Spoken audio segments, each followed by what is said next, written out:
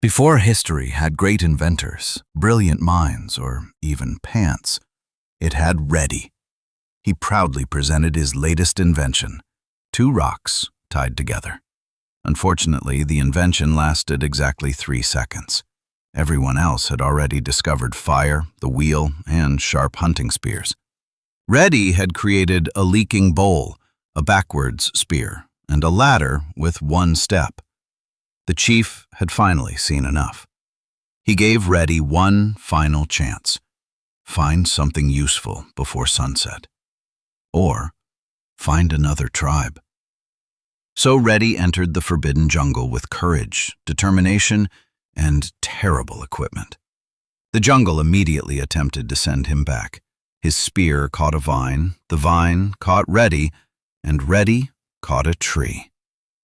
Then a mushroom bit him, a rock hatched, and a snake introduced itself very aggressively. But just when Redy was ready to give up, he discovered a strange green plant glowing beneath the sunlight. He had never seen leaves shaped like these before.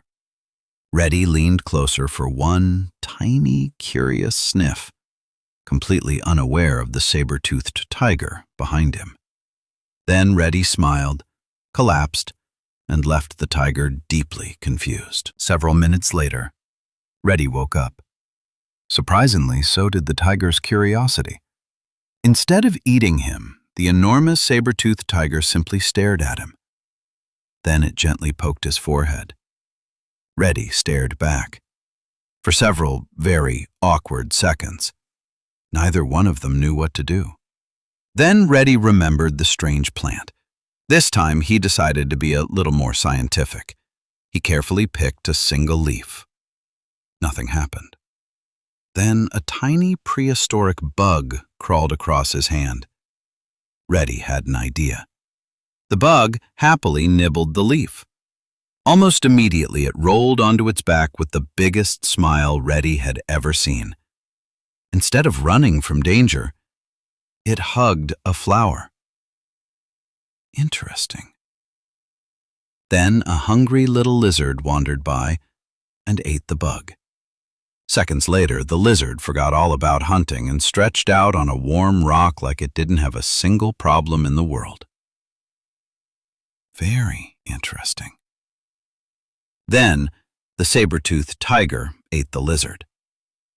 Redy slowly backed away, convinced his experiment had just become his last mistake. But instead of attacking, the tiger calmly sat down and started licking Redy's head like an oversized house cat. Apparently everyone had a favorite scratching spot. Redy couldn't believe it. He hadn't discovered an ordinary plant. He had discovered something that could change even the fiercest creatures.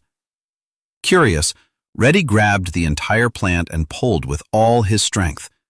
The ground suddenly cracked beneath his feet.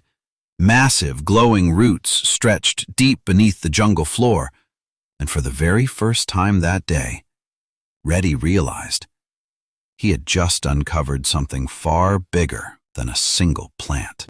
For several seconds, Redy simply stared.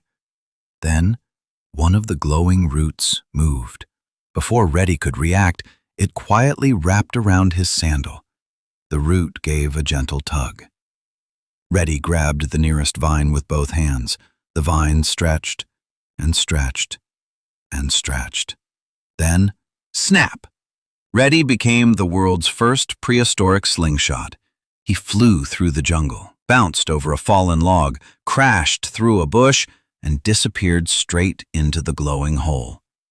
Down he fell, past layers of ancient earth, past enormous glowing roots, past prehistoric fossils, and one very confused mole. Redy fell faster and faster until, thump! He landed on a soft pile of dirt. For a moment, everything was completely still. Redy slowly opened his eyes. He had fallen into a hidden chamber beneath the jungle floor. Above him, the strange plant's roots twisted through the earth, thicker than tree trunks and stretching farther than he could see. But there weren't hundreds of plants. There was only one. One enormous plant, with a root system powerful enough to survive almost anything. Redy stared up in amazement. He hadn't found a field. He had discovered the very first marijuana plant. And somehow, this tiny caveman was about to become its very first farmer. Redy climbs back to the surface and realizes that pulling the plant out would destroy its enormous root system. So instead, he carefully covers the exposed roots and decides to protect the plant. He brings it water using a hollowed-out gourd. At first, he pours far too much and nearly floods it. Then he tries blocking the sunlight with giant leaves, thinking he is helping, but the plant begins drooping. Redy removes the leaves and realizes the plant needs sunlight, water, and patience. Days pass. Redy guards it from hungry insects, curious dinosaurs, and the saber-toothed tiger who keeps trying to rub against it like a scratching post. Eventually, the plant grows taller and produces its first flowering buds. Redy studies them carefully. He dries a small piece near the fire, but accidentally places it too close, filling the cave with smoke. Redy stumbles outside and sits beside the tiger. A moment later, both of them become extremely calm. That is when Redy realizes the leaf was only the beginning. The flower is much stronger. Now Redy has a new problem.